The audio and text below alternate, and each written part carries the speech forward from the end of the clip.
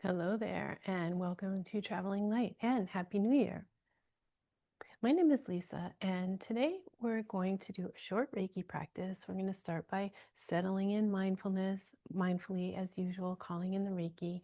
After we practice, if you want to stick around, I'm going to share a few thoughts about Hatsurei Ho, that is that practice for calling in the Reiki.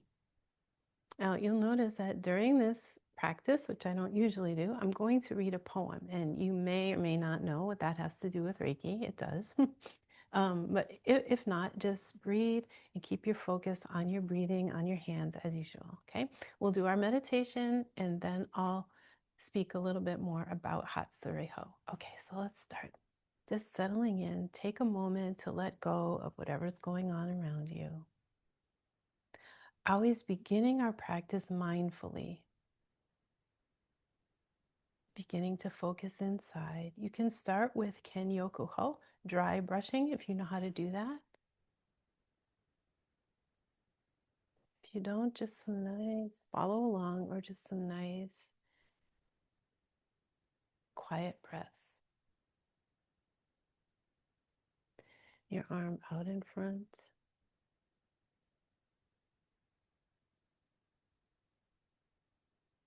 And then your Reiki hands. Okay. Gassho. Say the precepts just one time today. Just for today, I let go of anger. I let go of worry. I'm grateful. I do my work with integrity. I'm kind to myself in all things. If you'd like to say the Gokai in the way that you are used to doing it a couple more times, go ahead and do that.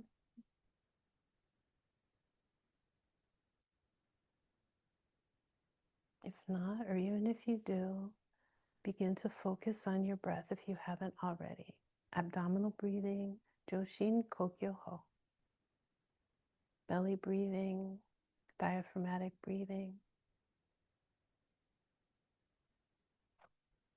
Remember, I have another video about that, so I don't have to explain it every single time. But if you don't know belly breathing, go ahead and find that video. Nice and easy. Just focus on your breath. I'm going to read that poem. It's a famous poem, so I bet some of you know it. You do not have to be good.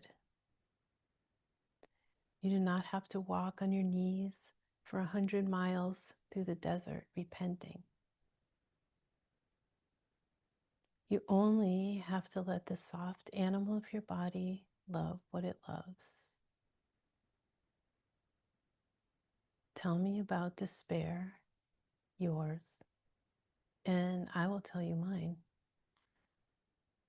Meanwhile, the world goes on.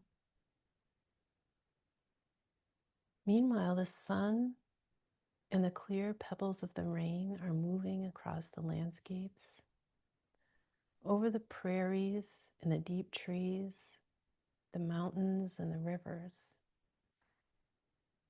Meanwhile, the wild geese, high in the clean blue air, are heading home again. Whoever you are, no matter how lonely, the world offers itself to your imagination, calls to you like the wild geese, harsh and exciting, over and over announcing your place in the family of things. Now, check in on your breath, see if you forgot about it.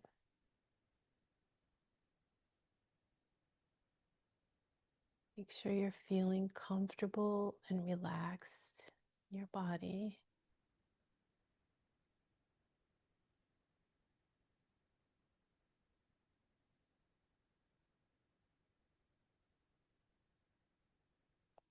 Practice being in stillness right here, just you and your breath.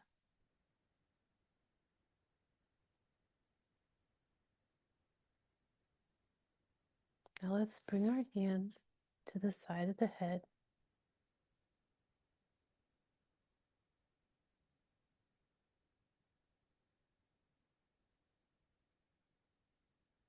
Touching the sides of your head, over your ears, or they can be out a little bit,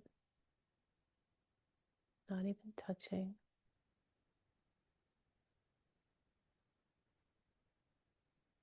Notice which one feels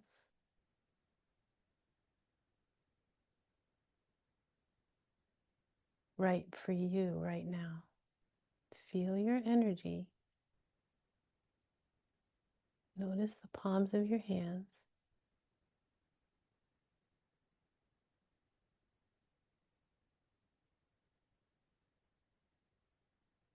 Back to your breathing.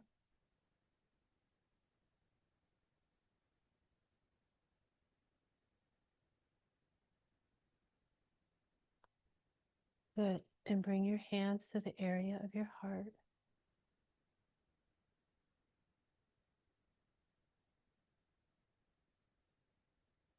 Really let your breath come in.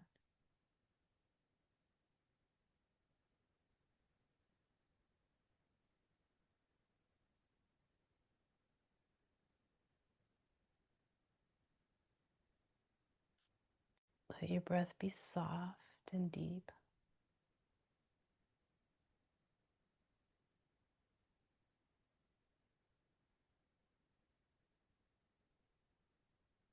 Savoring this stillness, let every moment of this practice count.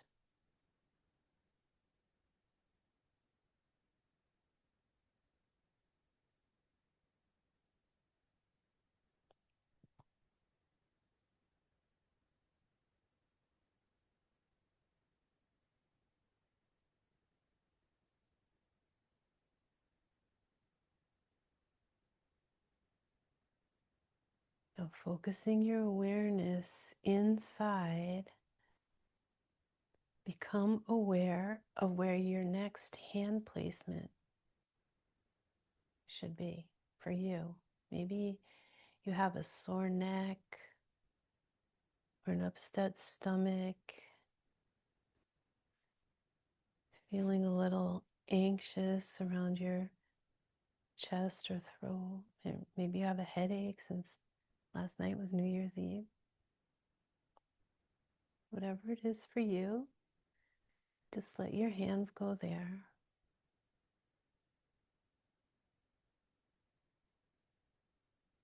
Mine is my lower abdomen, but your hands go wherever they feel is right for you.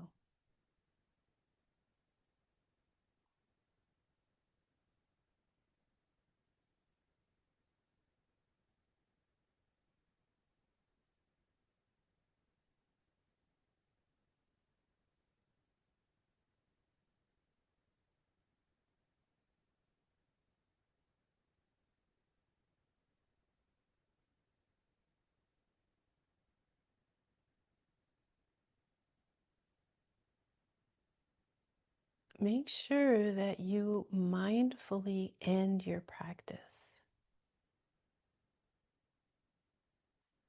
So whether your hands feel like stuck to that area that was feeling uncomfortable, that's often what Reiki does. And then they might start to feel like it's time to move to a different area.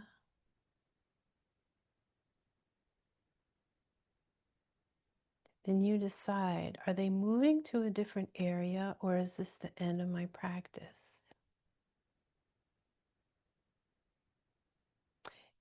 If you're bored with this practice, decide mindfully, I'm feeling bored, but I'm going to stick it out till the end. Or I'm feeling bored, and really, I feel like I've done the right amount of practice for today, and so I'm going to leave. That's all.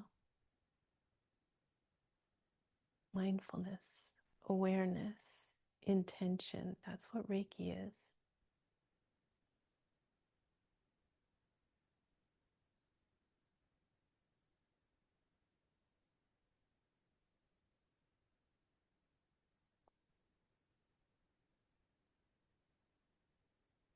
If you haven't left, let's do a couple more breaths together.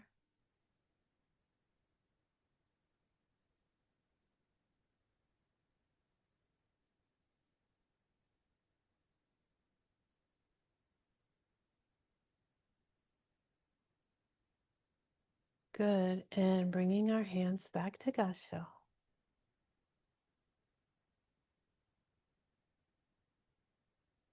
And that nice mindful ending. I'm now ending my Reiki practice.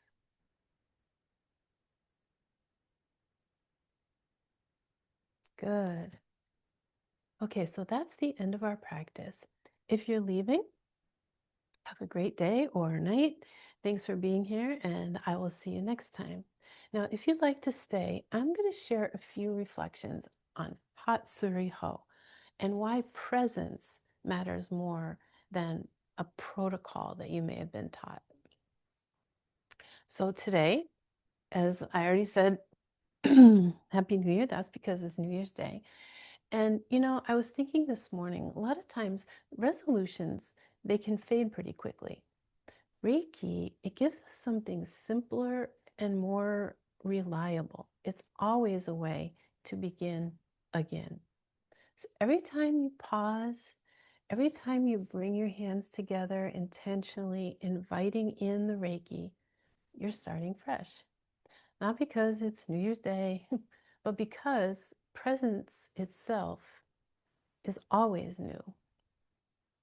Hatsurei Ho, calling in the Reiki, is often taught as a specific sequence, some combination of dry bathing, Gassho, breath practices.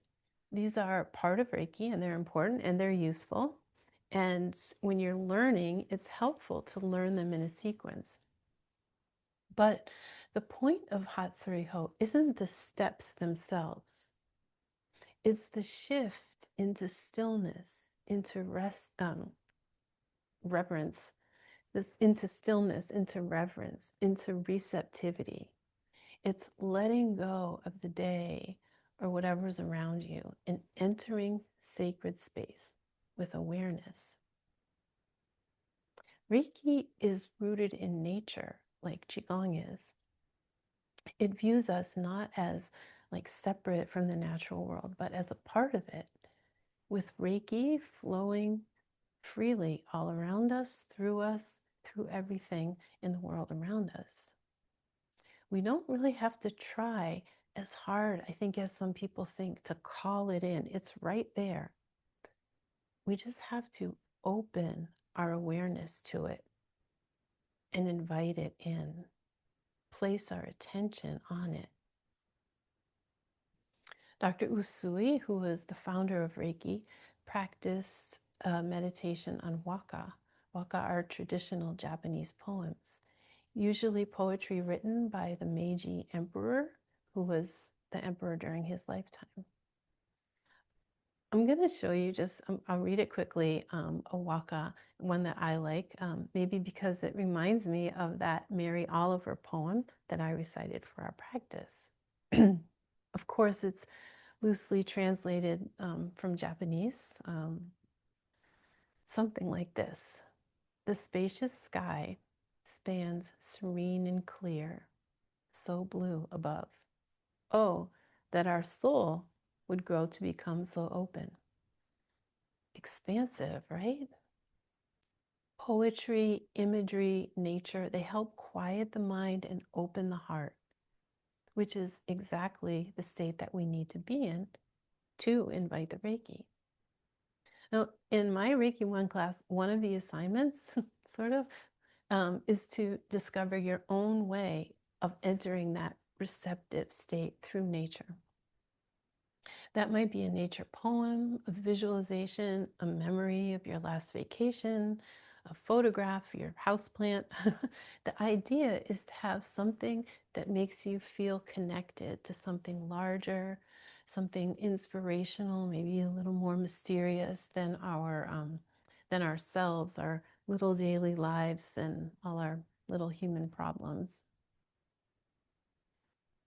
Now, along from the actions that we choose, your nature imagery, Gassho breathing, Some people like to have a meaningful object, like, incense or a scent. I have this, use this a lot.